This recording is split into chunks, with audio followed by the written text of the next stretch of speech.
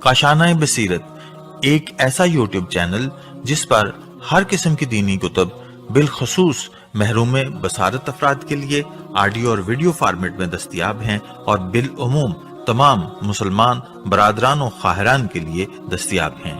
اس لیے آپ سے گزارش ہے کہ بیل آئیکن کو پریس کر کے ہمارے اس چینل کو ضرور سبسکرائب کیجیے تاکہ آئندہ آنے والی ہر کتاب آپ کو بر وقت ملتی رہے۔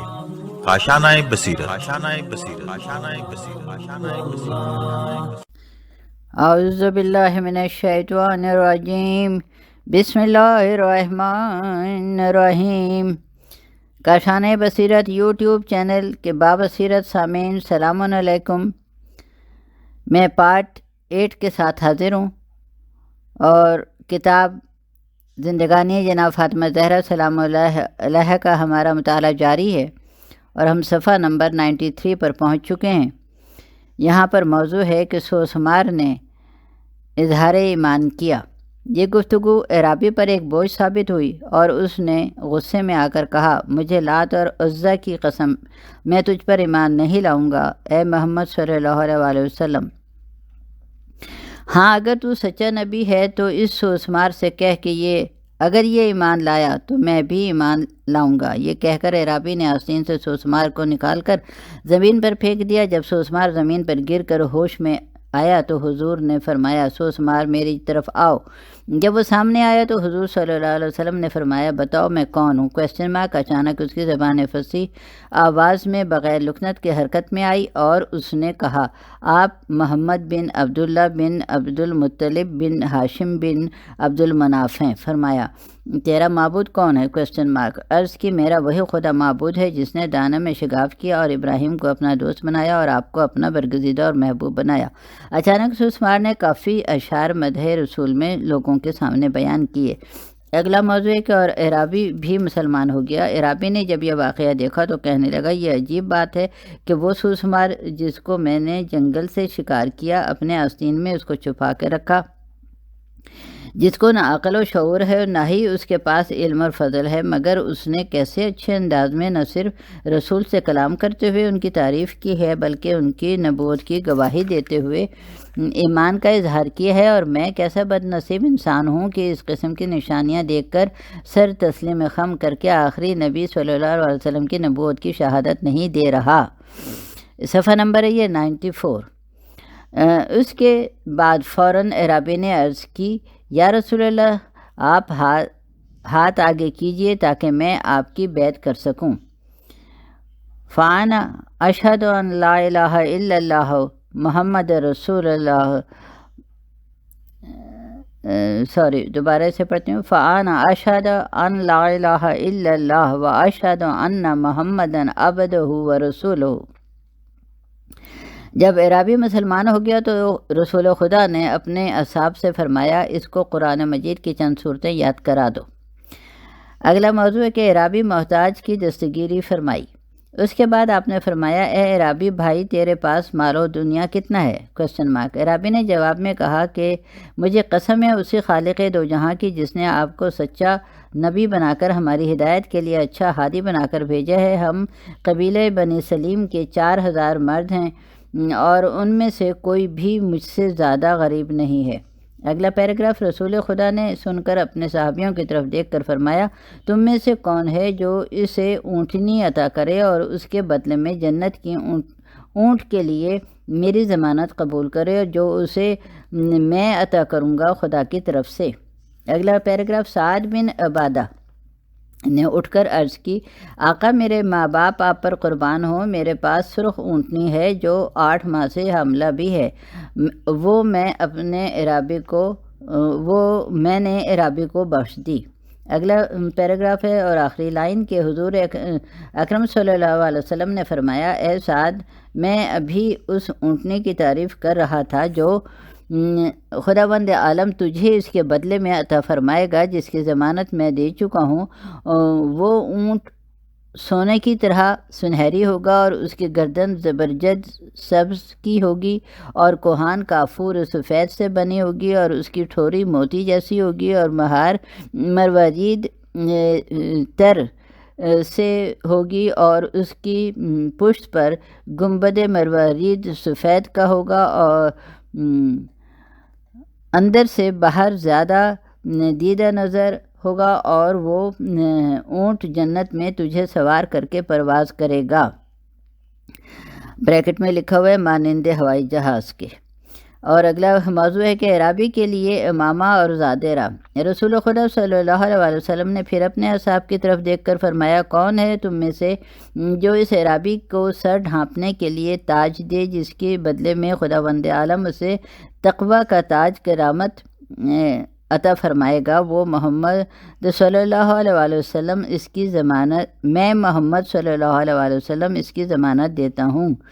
اگلا پیراگراف ہے کہ حضرت علی علیہ السلام نے اٹھ کر عرض کی، فدا کا ابی و امی، میرے ماں باپ آپ پر قربان، ان لوگوں پر واضح کیجئے کہ تاج تقوی کسے کہتے ہیں؟ رسول خدا صلی اللہ علیہ وسلم نے وضاحت فرمائی کہ تو حضرت علی علیہ السلام رسول اللہ صلی اللہ علیہ وسلم نے وضاحت فرمائی تو حضرت علی علیہ السلام نے اپنے سر سے امامہ اتار کر عرابی کے سر پر رکھ دیا۔ اگلا پیراگراف، تیسری مرتبہ حضور صلی اللہ علیہ وسلم نے فرمایا، کوئی تم میں سے ہے جو عرابی کو زاد راہ دے جس کی بدلے میں میں ضمانت دیتا ہوں کہ خداوند عالم اسے زاد تقوی عطا کرے گا؟ جناب سلمان اٹھے اور عرض کی کہ میرے ماں باپ آپ پر قربان ہوں، زاد تقوی کیا چیز ہے؟ فرمایا، جس وقت تم دنیا سے جانے لگو گے تو خداوند عالم تم کو تلقین فرمائے گا کہ لا الہ الا اللہ و محمد رسول اللہ کی شہادت دے کر جاؤ، کیونکہ جو شخص یہ کلمات کہہ کر جائے گا وہ مجھ سے ملاقات کرے گا اور میں اس سے ملاقات کروں گا، اور جو نہ کہہ کر گیا تو وہ مجھے نہیں دیکھے گا اور میں اس کو نہیں دیکھوں گا۔ جناب سلمان محمد صلی اللہ علیہ وسلم اٹھے اور ازواج نبی کے تمام گھروں کا طواف کیا، صورتحال سے آگاہ کیا، مگر کسی ام المومنین کے گھر سے اسے کچھ بھی نہ ملا۔ جب مایوس ہو کر واپس ہونے لگا تو دروازے بطول پر اس کی نظر پڑی اور فوراً دستک دی اور جناب فاطمہ زہرا سلام اللہ علیہ نے فرمایا، کون ہے؟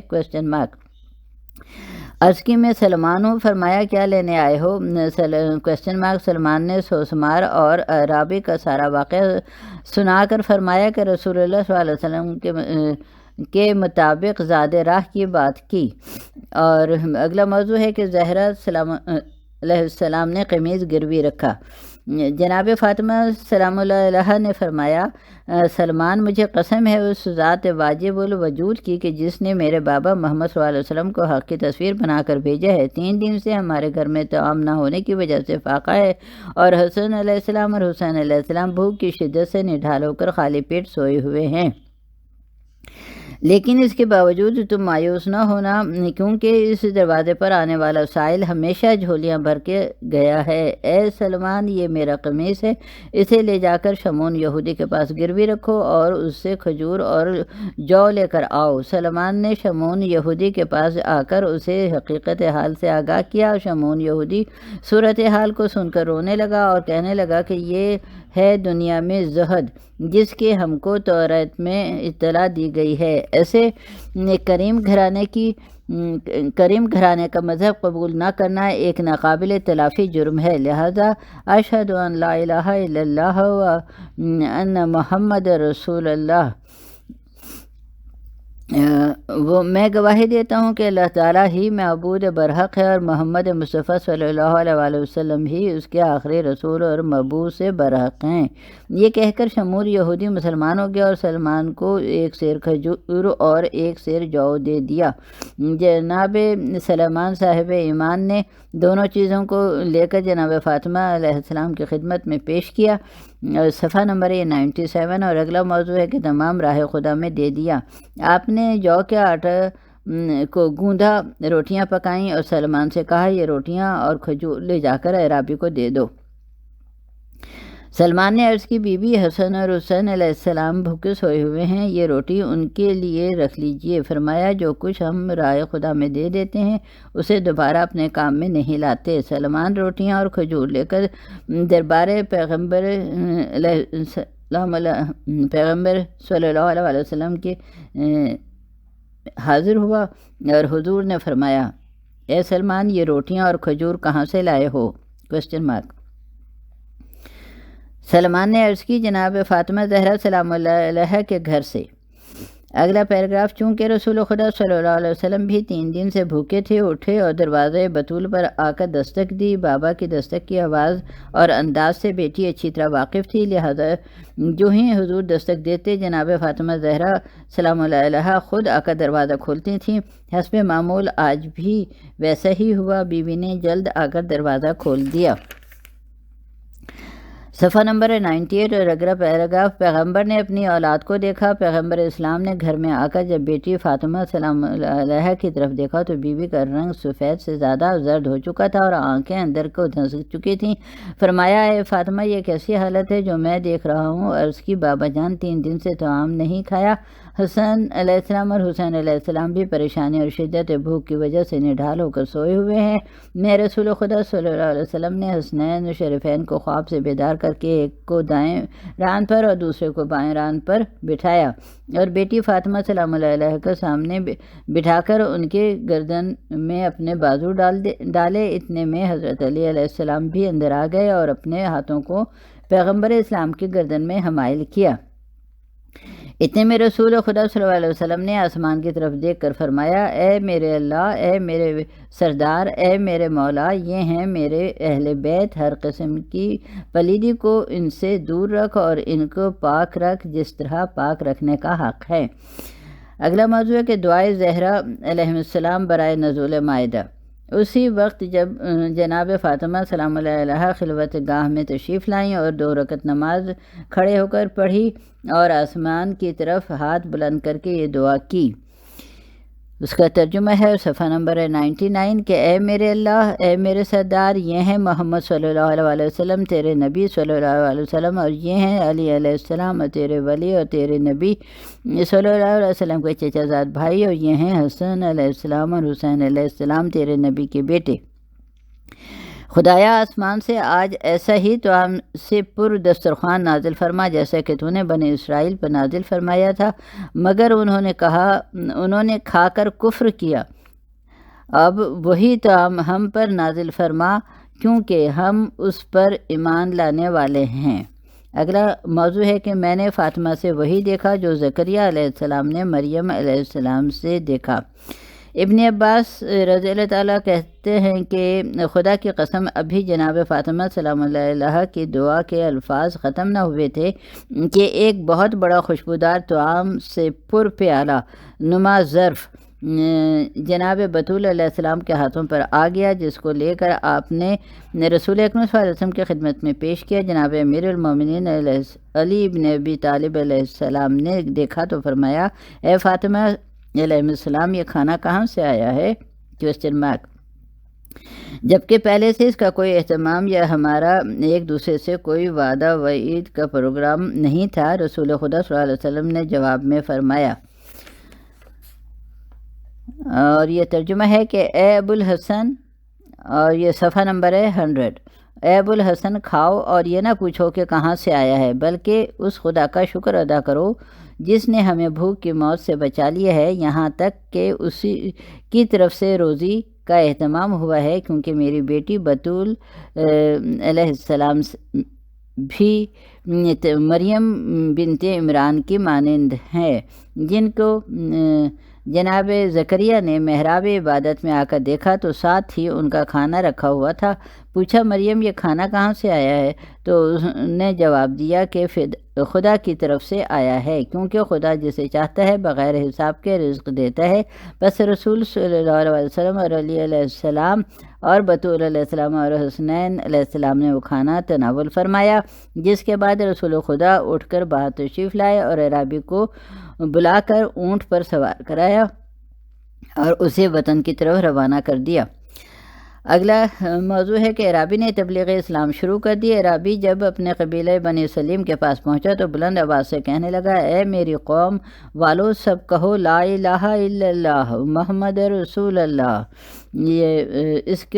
اس کی قوم کے مردوں نے جب یہ آواز سنی تو ننگی تلواریں لے کر اس کی طرف قتل کرنے کی خاطر چلے اور کہا کہ کیا تو نے اپنے آپ کو دین سے نکال کر اس محمد صلی اللہ علیہ وسلم کا دین اختیار کر لیا ہے جو بریکٹ میں نعوذ باللہ جادوگر اور جھوٹا ہے۔ صفحہ نمبر ہے 101، اور یہاں پہ ہے کہ اے گروہ بنی سلیم، محمد نہ جھوٹا ہے نہ جادوگر، بلکہ اس محمد صلی اللہ علیہ وسلم کا اللہ بہت اچھا اللہ ہے، اور محمد صلی اللہ علیہ وسلم بہت بہتر نبی ہیں، نیک پیغمبر ہیں، اور اس کے پاس گیا تو بھوکا تھا، میں اس کے پاس گیا تو بھوکا تھا اور اس نے مجھے کھانے سے سیر کیا، میں ننگا تھا اس نے لباس پہنایا، میں پیدل تھا اس نے سواری عطا کی۔ پھر عرابی تازہ مسلمان نے اپنے قوم کو اپنا اور سورما کا واقعہ سنایا اور وہ اشعار سنائے جو سوسمار نے شان رسول میں کہے تھے، اور آخر میں کہا تم بھی اسلام لے آؤ تاکہ جہنم کی آگ سے بچ سکو۔ اس دن 4000 آدمی قبیلہ بنی سلیم کے مسلمان ہوا اور رسول و اصحاب رسول کی پیروی کرنے لگے۔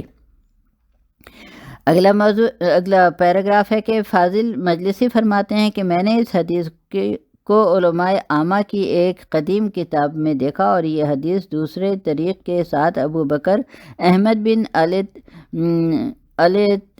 ترتینی سے ابن عباس کی سند تک پہنچی ہے۔ اور اگلا لائنیں ہیں کہ مؤلف کہتے ہیں کہ بندہ نے اس روایت کو حیات الحیوان میں ترجمہ ہے زاب میں بھی دیکھا ہے، اور اس کا صاحب مشاہیر عامہ سے ہے، اور یہ بریکٹ میں دیا گیا ہے ریاحین شریعہ، اور صفحہ نمبر 140 سے 134 سے 134 تک، اور جلد ہے 1، اور مختصر تبدیلی عبارت کے ساتھ یہ ہے۔ اور اگلا موضوع ہے کہ بہشت کی حوریں زیارت فاطمہ علیہ السلام کے لیے کھجوریں لے کر آئیں۔ سید علی ابن طاؤس الرحمہ کتاب محج الدعوات میں معتبر اسناد کے ساتھ جناب سلمان فارسی سے روایت کرتے ہیں کہ میں یعنی بریکٹ میں سلمان بعد رسول خدا 10 دن تک غم و حزن کی وجہ سے اپنے گھر سے باہر نہ نکلا، یہاں تک کہ 10 دن کے بعد اپنے گھر سے باہر آیا اور امیر المومنین علیہ السلام کی زیارت کے لیے ان کی خدمت میں حاضر ہوا۔ صفحہ نمبر یہ 102۔ تو کہتے ہیں کہ جو ہی حضرت علی علیہ السلام کی نظر مجھ پر پڑی تو فرمایا، اے سلمان، تو نے کتنا ظلم کیا ہے کہ رسول صلی اللہ علیہ وسلم کے بعد ہم سے بات کرنا ہی چھوڑ دی ہے۔ سلمان کہتا ہے کہ میں نے عرض کی، اے امیر المومنین علیہ السلام، میں نے کب آپ سے دوری اختیار کی ہے؟ لیکن ہاں، رسول خدا صلی اللہ علیہ وسلم کی جدائی کے غم نے مجھے خانہ نشین کر دیا۔ فرمایا، اچھا اب جاؤ، بنت رسول تمہارا انتظار کر رہی ہیں، زیارت کی مشتاق ہیں اور تمہیں بلا رہی ہیں، انہوں نے تمہارے لیے بہشت کا تحفہ رکھا ہوا ہے۔ سلمان کہتا ہے کہ رسول صلی اللہ علیہ وسلم کے بعد بہشتی تحفوں کا سلسلہ جاری ہے؟ فرمایا، ہاں، کل ہی آیا ہے۔ کہتا ہے کہ میں بہت جلدی کے ساتھ خانہ بطول میں پہنچا تو معظمہ بی بی نے روتے ہوئے فرمایا، اے سلمان، تو نے بابا جان کے بعد یہ کیا زیادتی کی ہے کہ ہم کو چھوڑ کر چلے گئے؟ میں نے عرض کیا، بی بی جی، میرے ماں باپ آپ پر قربان ہوں، میں کب چھوڑ گیا ہوں، بس رسول خدا صلی اللہ علیہ وسلم کی رحلت نے گوشہ نشین کر دیا، انہی کے غم میں روتا رہا ہوں۔ اگلا پیراگراف فرمایا، ابھی گھر آؤ۔ بی بی نے سر پر چادر لے کر فرمایا، کل میں اسی جگہ بیٹھی ہوئی تھی اور گھر کا دروازہ بند تھا اور میں یہ سوچ رہی تھی کہ کس طرح وحی کا سلسلہ ہمارے ساتھ منقطع ہو گیا اور فرشتوں کی آمد رفت ہمارے گھر میں بند ہو گئی کہ اچانک دروازہ کھلا بغیر کسی کے کھولنے کے اور 3 کنیزیں اندر داخل ہوئیں اور میرے پاس آ گئیں۔ جو اس قدر خوبصورت تھیں کہ میں نے ان جیسی کوئی حسین عورت نہیں دیکھی۔ ان کے چہرے اور چلنے بیٹھنے کا انداز اور ان کے جسم کی خوشبو بے مثال تھی۔ جب میں نے ان کو آتے دیکھا تو میں سمجھی کہ شاید یہ مکہ یا مدینہ ہی کی عورتیں ہیں، لہٰذا میں نے اٹھ کر ان کا استقبال کیا۔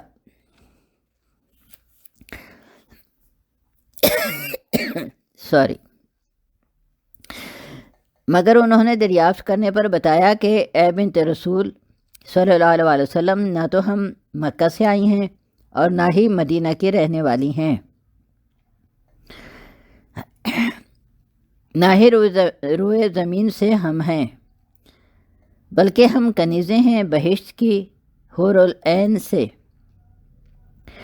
اور آپ کی زیارت کا ہم کو بہت شوق تھا، لہذا خداوند عالم نے ہمیں آپ کے پاس زیارت کی حسرت کو پورا کرنے کے لیے بھیجا ہے۔ میں اس آڈیو کا یہیں پہ اختتام کرتی ہوں، شاید کچھ تھوڑی آواز میں فرق ہو رہا ہے۔ اللہ حافظ۔